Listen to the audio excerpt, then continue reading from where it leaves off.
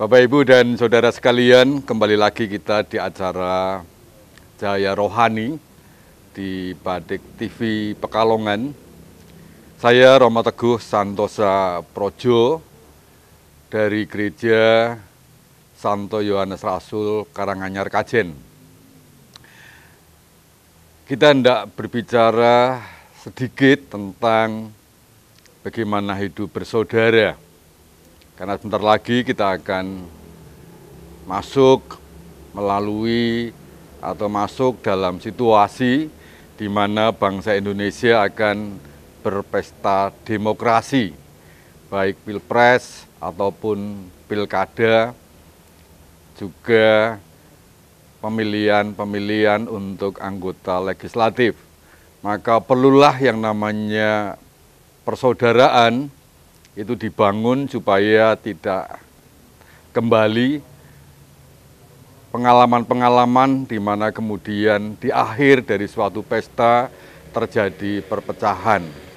Tapi sungguh nanti dengan bersaudara satu sama lain kita bisa saling menumbuh kembangkan supaya bangsa ini menjadi bangsa yang lebih Indonesia, lebih bersatu, lebih menyatu, saling hormat menghormati, saling harga menghargai.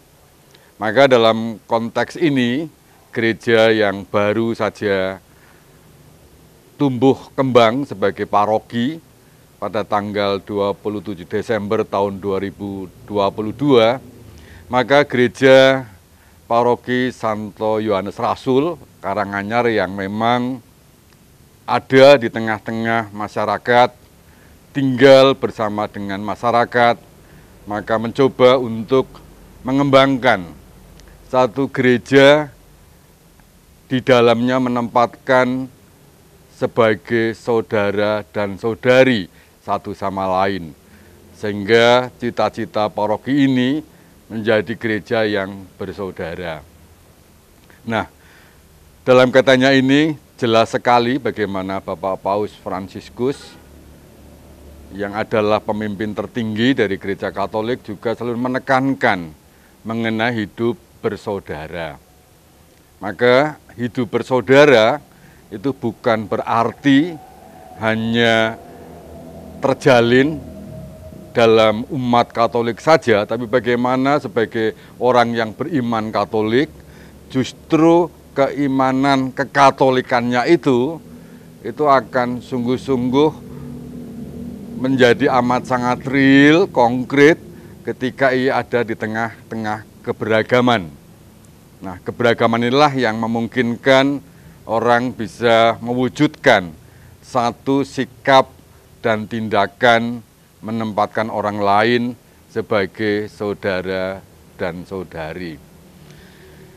Minggu yang lalu, Gereja Katolik atau gereja merayakan Hari Pentakosta, yaitu hari di mana gereja memperingati dan merayakan sekaligus menghadirkan kembali peristiwa Yesus yang mencurahkan Roh Kudus-Nya kepada para murid-Nya.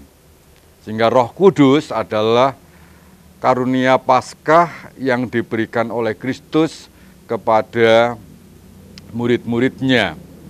Supaya dengan karunia itu para murid kemudian menyatakan dan mewartakan karya-karya yang telah dibuat oleh Yesus, yang justru Yesus tidak dalam rangka untuk hadir untuk orang Katolik, tetapi justru Yesus hadir dengan segala kemanusiaannya untuk merangkul semua manusia.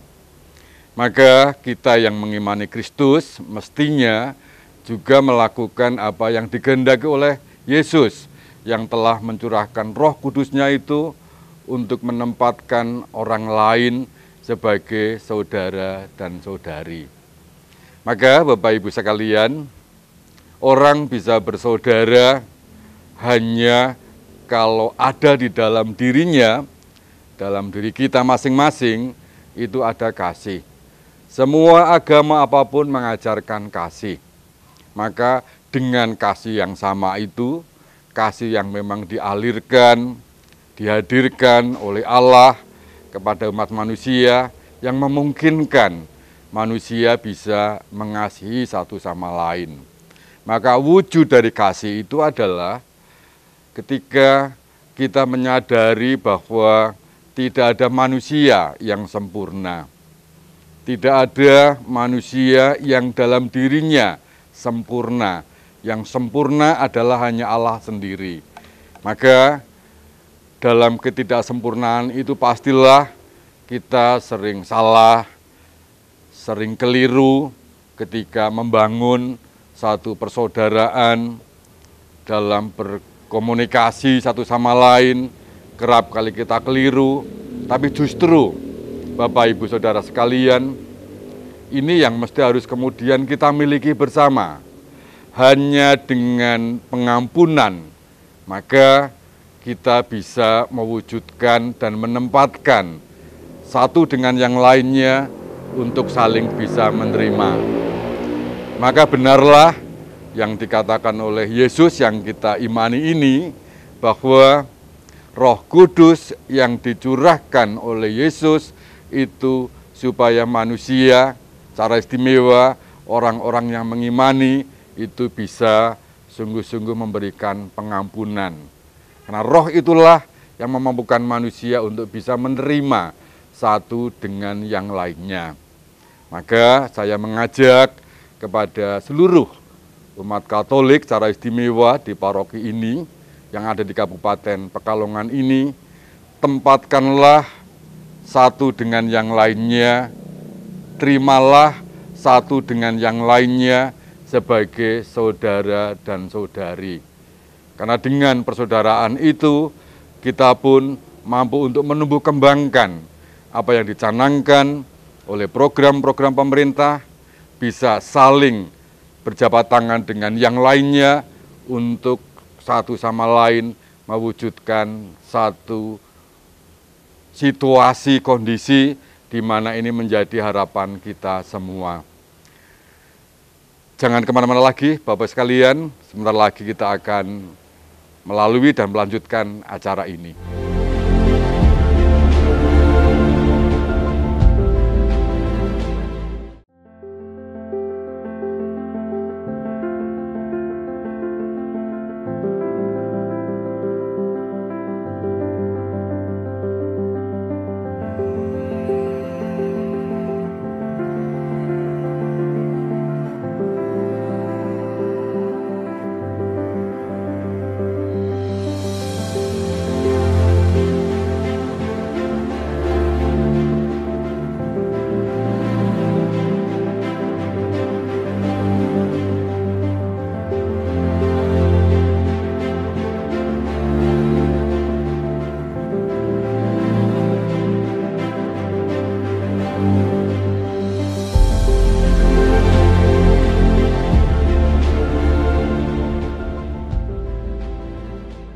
Mas Bambang, kalau begitu supaya kemudian sungguh-sungguh gereja ini bisa hadir, tinggal di tengah-tengah masyarakat dan bersaudara satu sama lain, kira-kira apa yang perlu saya bangun ini sebagai seorang imam ini, supaya sungguh mampu di paroki ini menjadi satu atau minimal mengajak umat bisa mengembangkan persaudaraan. Ya, baik,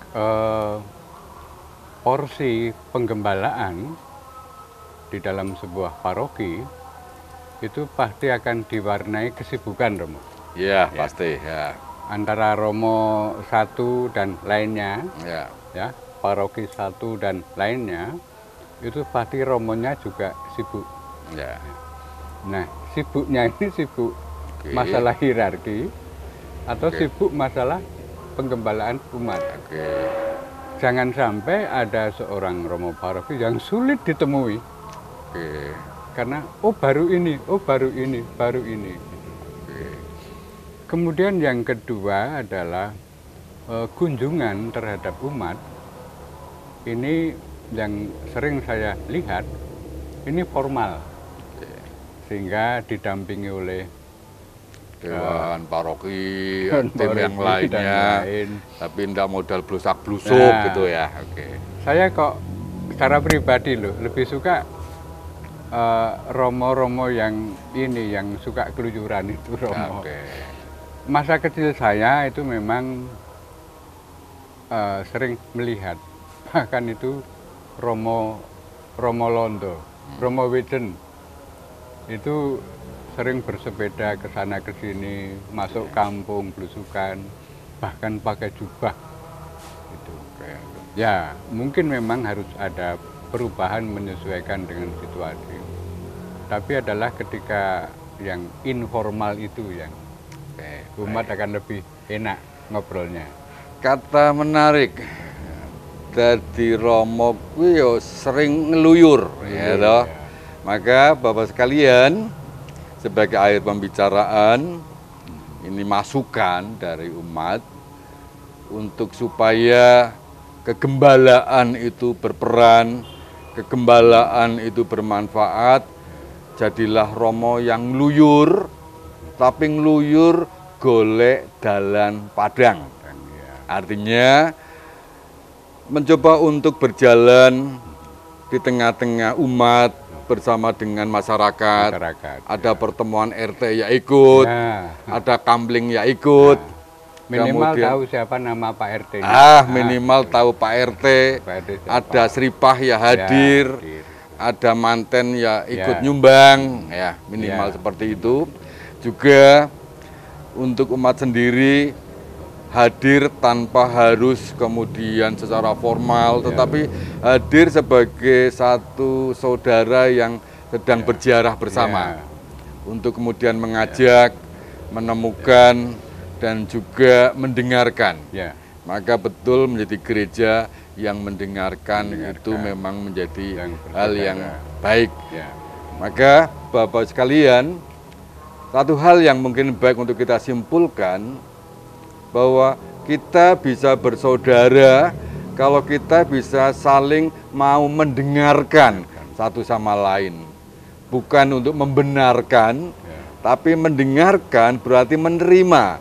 Menerima apa yang menjadi pendapat orang lain dan mencoba memahaminya tanpa harus kemudian seolah-olah kita yang paling benar.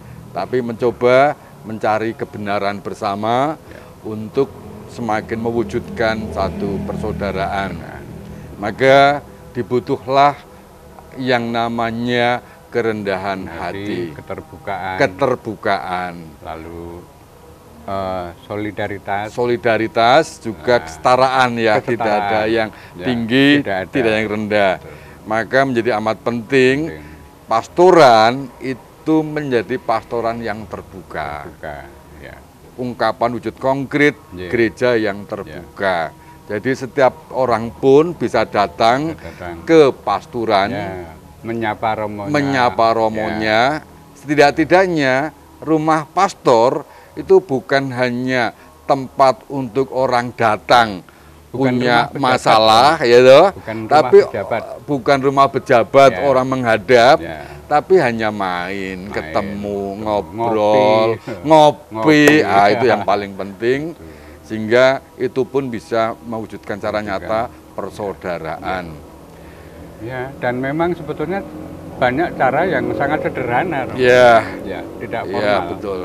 Ya, ini yang kemudian kita bangun sekarang di pastoran kita itu. Nanti ada tempat kecil yang setiap orang bisa datang, duduk, ngopi bareng, sharing bareng, omong bareng, karena itulah bagian dari sarana juga untuk mengembangkan persaudaraan satu sama lain. Oleh karena itu sekarang Bapak sekalian, dalam rangka untuk semakin mewujudkan, saya mengajak umat Katolik, yuk kita berdoa supaya sungguh kita pun mampu untuk mewujudkan karya Roh Kudus dalam diri kita untuk mewujudkan persaudaraan sejati. Bapa, Putra, dan Roh Kudus, amin. Syukur dan terima kasih ya Allah Bapa, sesaat kami boleh memperbincangkan tentang Engkau sendiri yang hadir, yang berkehendak dalam diri kami untuk mewujudkan persaudaraan. Hanya dalam Kristus dan dalam Roh-Nya kami mampu mengembangkan persaudaraan. Oleh karena itu, kami mohon berkat-Mu untuk kami semua, umat Katolik di Kabupaten Pekalongan ini, agar mampu untuk menghadirkan karya belas kasih putra-Mu, untuk menghadirkan persaudaraan di tengah-tengah umat manusia, secara istimewa ketika kami harus menghadapi pesta demokrasi di tanah air ini, sehingga kami semuanya tetap bersatu dalam kesatuan sebagaimana yang ada dicanangkan di dalam Pancasila. Demi Kristus Tuhan dan pengantara kami. Amin. Amin. Bapa, Putra, dan Roh Kudus. Amin.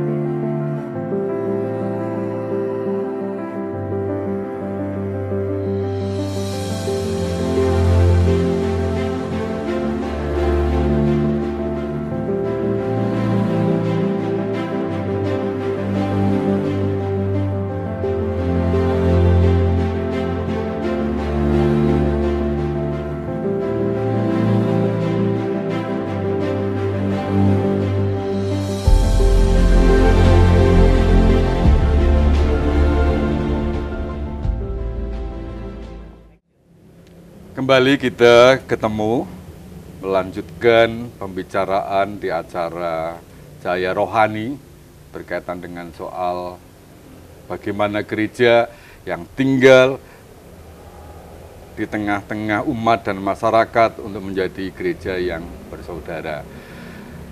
Di samping saya ada Mas Bambang Sakuntala. Dia adalah tokoh agama Katolik yang mencoba untuk mewujudkannya dalam gerak budaya.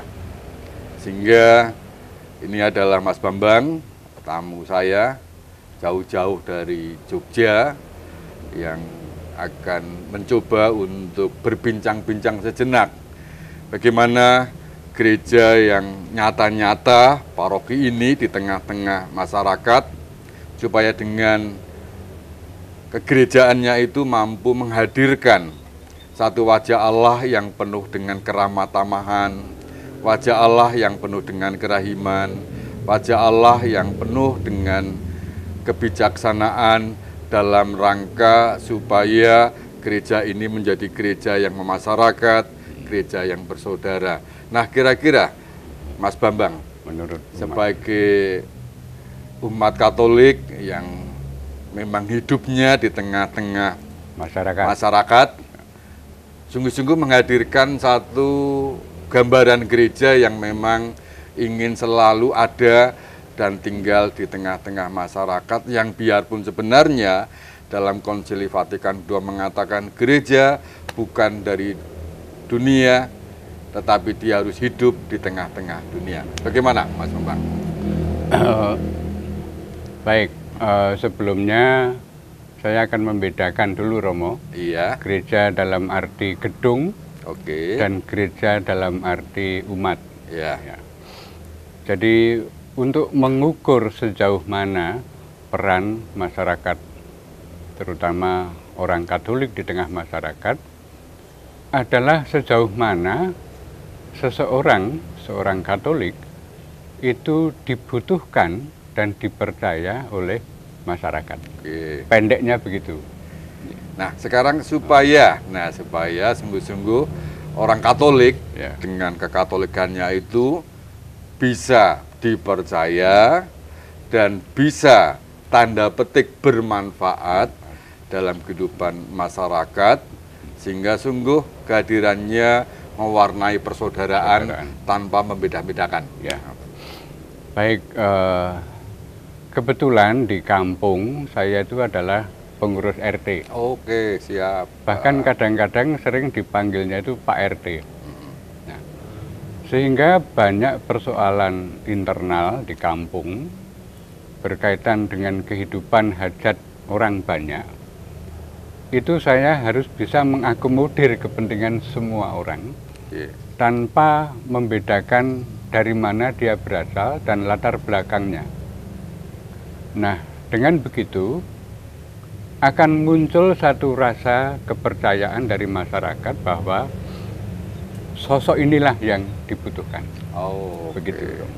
Jadi dengan kata lain mencoba untuk mengkonkretkan ajaran-ajaran Kristus ya. Untuk sungguh-sungguh mewujud tanpa harus mengatakan saya orang Katolik, ya. Tetapi lebih pada ucapan, sikap dan tindakan sehingga oh itu toh begitu maksudnya Mas Bambang ya. Jadi mungkin masyarakat tidak langsung mengatakan oh begitu toh orang Katolik, tetapi saya nyaman dengan Pak Bambang. Oke. Jadi sebenarnya bagaimana saya sebagai orang Katolik itu mampu kehadirannya membuat nyaman orang. Membuat nyaman orang. Nah, ini yang paling penting memang ya. Lalu juga kadang saya mengukur dari seberapa lama orang itu betah berdekatan dengan saya. Oke. Ya. Maka saya katakan di teras rumah saya itu semacam bak sampah, Romo. Oke. Semua orang bisa. Semua orang dengan banyak problemnya itu datang ke saya minta satu pandangan sebetulnya. Jadi saya tidak mengambil alih persoalan mereka, tetapi saya memberikan satu tindakan-tindakan yang mudah yang mereka bisa melakukannya untuk menghasilkan sebuah solusi. Begitu.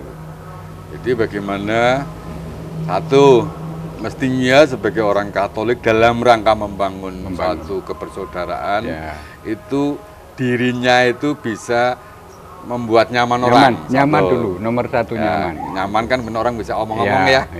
Kedua adalah nek iso yo ngangeni. Nek wong dikangeni berarti kan dalam dirinya memang enak untuk kemudian diajak membangun persaudaraan begitu. Tapi kira-kira ada tantangan nggak untuk konteks sekarang ini yang kerap kali, mohon maaf Mas Bambang, bentar lagi kita akan masuk Pilpres, kemudian Pileg, kemudian Pilkada serentak, itu kerap kali terkotak-kotak itu loh. Nah, bagaimana kemudian jenengan sebagai orang Katolik mampu untuk menempatkan kita bersaudara, nggak usah kemudian ngomong soal, tapi kita bersaudara. Gitu. Bagaimana kemudian konkretnya di tengah-tengah masyarakat, karena kerap kali ini tidak mudah ini. Baik, yang pertama-tama adalah kita harus tampil di masyarakat bukan sebagai tokoh Katolik. Kita harus menjadi tokoh masyarakat. Jadi beda antara tokoh Katolik dan tokoh masyarakat. Saya kira begitu, Romo. Jadi dalam ketokohan masyarakat itu sebenarnya kita sedang menghadirkan satu tokoh yang sebenarnya kita imani dalam diri Kristus. Sehingga dengan demikian kita hadir itu menghadirkan sebagaimana Yesus datang memberikan damai sejahtera bagimu. Maka persaudaraan salam damai bagimu. Maka sebenarnya Bapak Ibu sekalian, yang namanya persaudaraan, gereja yang bersaudara adalah gereja yang ingin menghadirkan damai sejahtera bagi banyak orang. Sehingga dengan demikian orang akan semakin mengalami damai, dan damai itu akan membuat satu sama lain menjadi bersaudara.